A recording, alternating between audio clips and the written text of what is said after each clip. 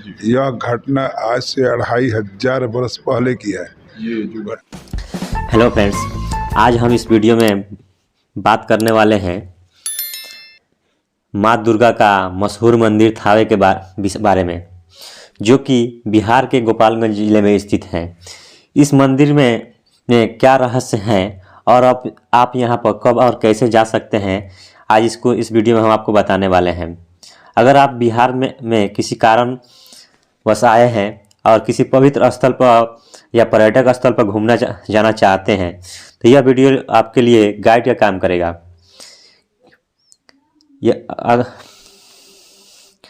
यहाँ पर प्रतिदिन हजारों की संख्या में श्रद्धालु घूमने आते हैं, क्योंकि माँ दुर्गा का यह रहस्यमय मंदिर है और माँ दुर्गा यहाँ पर स्वयं प्रकट हुई थी। अगर आप यहाँ आना चाहते हैं तो आप कभी भी आ सकते हैं और ख़ासकर नवरात्र में यहाँ पे लाखों की संख्या में श्रद्धालु घूमने आते हैं। अगर बात करें यहाँ का नज़दीकी रेलवे स्टेशन, तो यहाँ का नज़दीकी रेलवे स्टेशन थावे है, जो कि मंदिर परिसर से मात्र 1 किलोमीटर दूरी पर स्थित है। अगर थावे स्टेशन पर आप आते हैं तो यहाँ से आप पैदल भी जा सकते हैं या तो आप ऑटो से भी जा सकते हैं।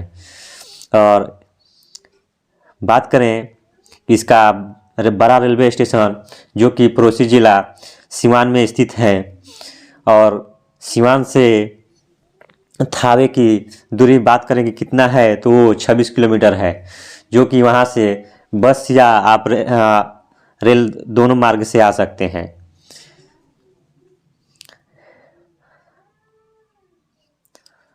बात करते हैं इस मंदिर के रहस्य के बारे में, तो आप यहाँ के जो पुजारी हैं उनसे ही आपको बात मिलवाते हैं और बात कराते हैं कि यहाँ का रहस्य क्या है।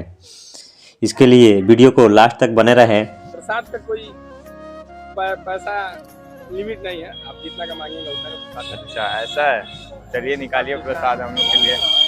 मेरा नाम बाबूराम दास हुआ जी।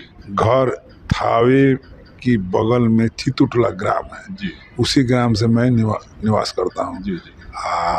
उसके थोड़े दूर चौर जो है वहाँ भवानी निछपरी भवानीपुर जगह का नाम है, जहाँ बाबा रहते थे।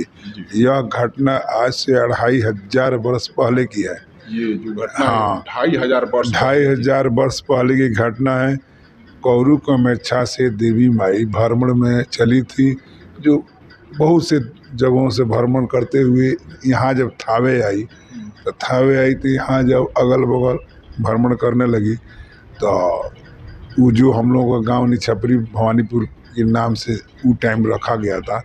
ऐसे तो है चितुटला, लेकिन उसी में से निछपरी भवानीपुर अलग है। तो निछपरी भवानीपुर बाद में पड़ा, इसके पीछे इतिहास है, बाद में सिलसिला में आएगा, बता देंगे। तो देवी मैया जब उस क्षेत्र में आई तो ये नगर अच्छा लगा, तो वो अपना विचार किया कि यहाँ अपना स्थान बनाया जाए। तो कोई भी स्थान लेने के लिए एक माध्यम की जरूरत है। जैसे आप ही लोग आए हैं तो यहाँ की कहानी का खोज कर रहे हैं, तो एक माध्यम हमसे आप बना लिए। उसी तरह देवी मैया कौरू कमेच्छा जब आई थी भ्रमण में तो मुनिया को माध्यम बनाया। मुनिया एकदम सीधा साधा भोला लड़की थी, जाति के चमार जाति से जी, दलित से। हाँ, दलित में चमार जाति गिना जाता है। तो देवी मैया कही कि इसी के माध्यम से हमारा काम चलेगा। तो देवी मैया अपना भेष बदल लिया, व्यक्ति रूप में हो गया, बुढ़िया के रूप में होकर बातचीत की। तो मुनिया कहे कि मैया हम कैसे कहें कि तुम देवी हो, ऐसे जनरल दादी नानी लगती है, उसी हिसाब से तुम्हारी भी शरीर है, तो कैसे हम समझे कि तुम देवी है। तो देवी मैया समझी कि तो भोला भला ही है, ये समझ पा नहीं रही है। तो देवी मैया समझाई मुनिया को, ये मुनिया तू हमारी असली रूप देखना चाहती, हम दिखा देंगे, लेकिन डरना मत, थोड़ी देर के लिए मैं तेरे को अपनी असली रूप दिखा रहे हैं। तो कही ठीक। बस इसके बाद देवी मैया अपना दुर्गा का रूप जब धारण किया तो वो प्रकाशित हुई कि मुनिया चौंध पर गई, थोड़ा डर गई, हल्का डरी, लेकिन मैया तुरंत अपना फिर जिस रूप में उसको दर्शन दिया था बुढ़िया के रूप में, उसी रूप में ट्रांसफर कर लिया। उसके बाद मुनिया तो विश्वास कर ली कि वास्तव में देवी मैया। सच्चे को भगवान या देवी देवता दर्शन देते हैं। ढोंगी ढकोसला को कभी ना दिए हैं ना देंगे, भविष्य में भी हमको अंदाजा कि नहीं होगा। देखिए जो धर्म प्रधान देश अपना भारत है, उस हिसाब से जहाँ तक मुझे जानकारी है कि ढोंगी को कभी दर्शन नहीं होता है भगवान को या किसी देवी देवता। तब मुनिया को दर्शन दिया देवी मैया, वहाँ की अब बोलो तो बोली कि जो तुम्हें समस्या है वो हमारा समाधान होने वाला करा लो। तो देवी मैया कही कि मैं तेरे से एक लड़का लेना चाहती हूँ, पुत्र पैदा करना चाहती हूँ तुम्हारे से। अब मुनिया तो हबड़ा गई इसलिए कि मुनिया कुंवारी लड़की थी। सोची मैया मैं एक तो जात का दलित हूँ, चमार जाति से हूँ, दूसरा कुंवारी लड़की हूँ, तो हमसे कैसे बच्चा होगा। तो देवी मैया का हाँ इसका चिंता छोड़ दो, मैं अपने ढंग से बच्चा ले लूँगी।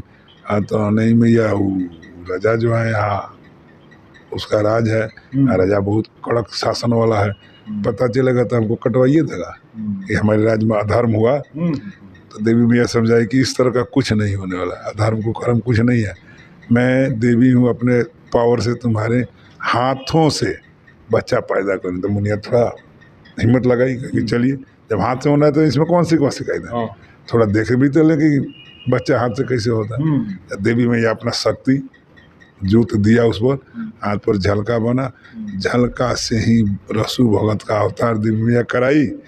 अवतार कराकर कौरू को मछा लेके मैया चली गई, रसू भगत को बच्चा रूप में लेके चली गई। अब यहाँ तो मुनिया जो कहते हैं जैसे थी वैसे थी।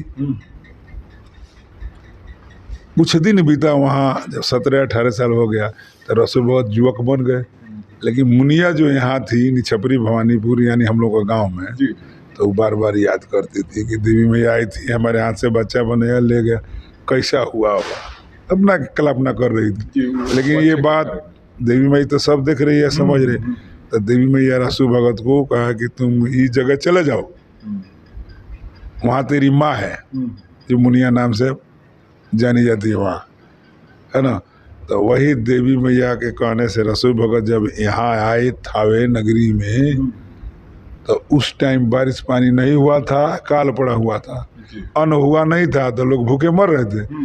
तो बाबा को देखकर बहुत से लोग दौड़ कर आते थे कि बाबा कोई जड़ी बूटी बता दे, घास पात बता दे, खाकर आदमी का जीवन कुछ चल सके, मरना तो ही है, जिंदा रह सके, हाँ जितना दिन बच जाए।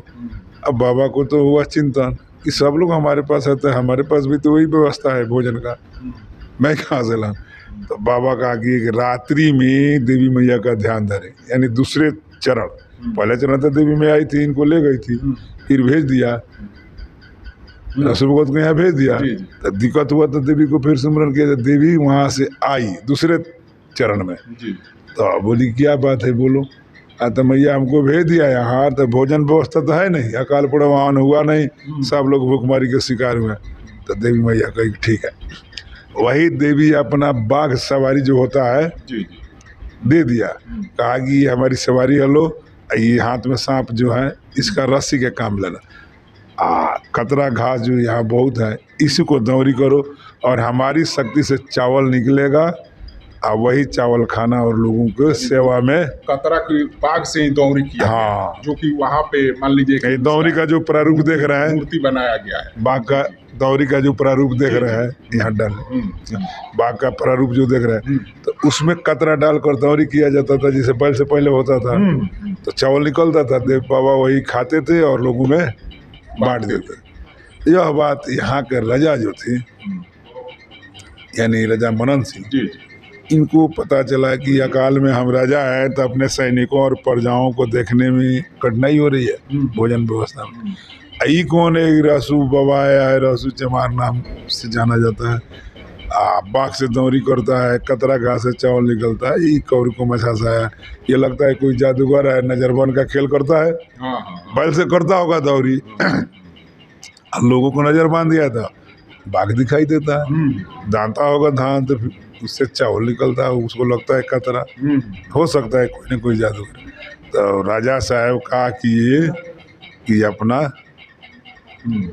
गुप्तचर भेज के पता किए कि क्या वहाँ पे असलियत है, जाकर असलियत हाँ बताइए। तो वो अपना गया, देखा तो रात में के बाद सब सही निकला। इसके बाद राजा स्वयं गए, इंक्वायरी किए, देखे कि ये भी बात सही है। अगले दिन यहाँ रसू भगत को बुलाए। इसका जड़ बोने का कारण, राजा के यहाँ सूचना पहुंचाने वाला कारण जो था, एक ब्राह्मण थे, जी वो भिक्षुक ब्राह्मण जो नहीं होता है, तो गांव में मांग रहा था। जी। तो वो किसी ने कहा कि रसू भगत के यहाँ चावल बनता है, जाओ ना। वही चावल वो लेके यहाँ पहुंच गया, कुछ और मिल जा रहा है दरबार से। अभी यहाँ थोड़ा झिझक गया, थोड़ा भीख दिया लौड़ी तो यही बात राजा के पास पेश हुआ, जिसके कारण राजा रसूआ को खोजने लगे कि कौन है। तो वहाँ जब अपना गुप्तचर भेजकर लाइन लिख लिया, आपने खुद देख लिया, तो कहा कि तब यहाँ दौरी करके दिखाओ। अगर सत्य दौरी करते हुआ सही चावल निकलता, तो यही मंदिर जहाँ आप देख रहे हैं, यहाँ पर बैठे हुए दौरी एक दिन मात्र हुआ, नहीं तो होता था पहले कहाँ, निछपरी भवानीपुर जहाँ हम लोग का खेती बाड़ी होता है। रे बाबा साधु रूप धारण कर लिए, तो घर से तो निकल चुके थे ना। तो हम लोग का चितुटला जो ग्राम है, उसके सरहद के बाहर जो जमीन का मैप के अनुसार बंटवारा नहीं हो जाता है, इस सीमा नो सीमा, तो निछपरी भवानीपुर सीमा जो है उसी में बाबा रह गए। पूर्वज लोग कहे कि यहीं रहो, कहाँ जाओगे। घर से निकलना, अपने मापी के अनुसार जमीन से निकल जाना, ये भी तो देश से में आता है। तो उसी हिसाब से बाबा रहने लगे। तो अब यहाँ दौरी जब हो गया, तो राजा देखा कि सब कुछ हमारे सामने हुआ, तो अब कहे कि किसके बल से हुआ, कैसे हुआ, बात समझे। तो कैसे हुआ, तो यह बात बाबा बोले कि देवी माई की कृपा से। तो राजा कहे कि मैं भी देवी को पूजता हूँ, तो हमको देवी इस तरह का कोई शक्ति नहीं दिया है। आप कौन देवी को पूछते हैं कि आपको इस तरह का शक्ति दिया है। तो राजा से बाबा बोले कि मैं कौरू का बच्चा मैया का भक्त हूँ, उनका पुत्र रूप भी हूँ, उन्हीं की कृपा से सब होता है। कहा कि मेरी मैया जो ये थावेली मैया है, राजा मनन सिंह का बनवाया हुआ मंदिर में, तो हमको तो शक्ति नहीं दिया। अगर सही तुम्हारी मैया है तो दिखाओ। बात यहीं से जाकर अब छिड़ी जो इतिहास के रूप धर लिया। तो बाबा कहे कि राजा इस बात को मानो, सब पावर से उलझना ठीक नहीं है, ये लो शक्ति है, ये अनुभव करने की चीज है, साधारण दृष्टि से देखने की चीज नहीं है।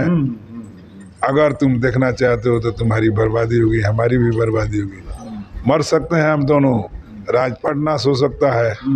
राजा समझा कि वो वही जादूगर है ना, थोड़ा भरमाता है, ये बात को बना रहे हैं, डरवाता है कि ताकि हट जाए। लेकिन हमको तो रियल जानना है, राजा का अंदर ही था।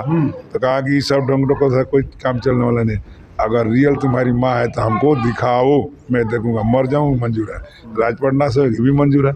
बात समझ रहे हैं। इस तरह का बात जब हुआ, तब बाबा देवी माई को सुमरन किए, देवी माई से बात किए, देवी मैया भी वही आदेश दिया कि समझाओ, लेकिन नहीं माने। तो लास्ट में देवी मैया को चलना पड़ा। जब देवी मैया चली तो क्रोधित हो गई, तो वहाँ से चली कलकत्ता, यानी गौरी कुमार से कलकत्ता, पटना आई, यामी आई, सेमरवानगढ़ गई, नेपाल तराई में, ऐसे भ्रमण करते हुए जहाँ जहाँ मैया गई है तहाँ तहाँ इनका स्थान। वहाँ से वो क्रोध में ही चल दिया है। जस जस आगे बढ़ती है तस तस उसके अंदर मैंने क्रोध बढ़ते जा रहा है, लेकिन बात नहीं पूछ रहा। लास्ट घोड़ा घाट यहाँ सासा मुसा के बगल में है। तो वहाँ आकर देवी मैया बाबा से बोली कि समझाओ। फिर कहने के बाद राजा के कि नहीं, तो देवी मैया से बाबा बोले, ऐसे दोनों में तो डायरेक्ट बात होता था। तो देवी मैया कहे कि नहीं पूछता है तो कह दो मरने के लिए तैयार है, अब मैं अब आ रहा हूँ। तो देवी मैया वहाँ से पूरा आंधी तूफान भूकंप मचाते हुए चले। जो राजा का ये जंगल जो देख रहे हैं, 95 एकड़ में किला था, 1 तला 2 तला 3 तला, जो जंगल आज ऊंच नीच देख रहे हैं, बहुत ऊंचा, थोड़ा नीचा, थोड़ा उससे नीचा, तो जैसे जहाँ किला था उठाएगा तो उतना ही ऊंचाई उसका बना है। ये कोई प्राकृतिक बनाया हुआ नहीं है, वो किला जैसे ढहा उस तरह का है। और जैसे जैसे खाल है राज दरबार में, रास्ता वास्ता नहीं होता, नदी तालाब क्या कहते हैं, जमुना उमना, उस तरह का खाल खुल में जो है जमीन, वही ढांचा में आज भी धरती है। अब देवी मैया आई, पूरा ढह निमला खत्म हुआ, जो जहाँ था दब के मर गया।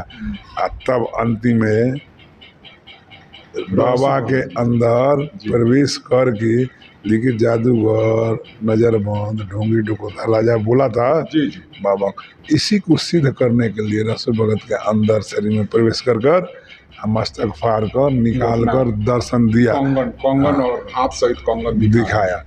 और उसके बाद देवी मैया रसू बाबा सब लुप्त। जी देखिए ये कोई व्यक्ति तो थे नहीं, सब देवता थे। ये जगह रह गया वही ओरिजिनल, उसी जगह पर ये मूर्त बनवाया गया है। और जितना भी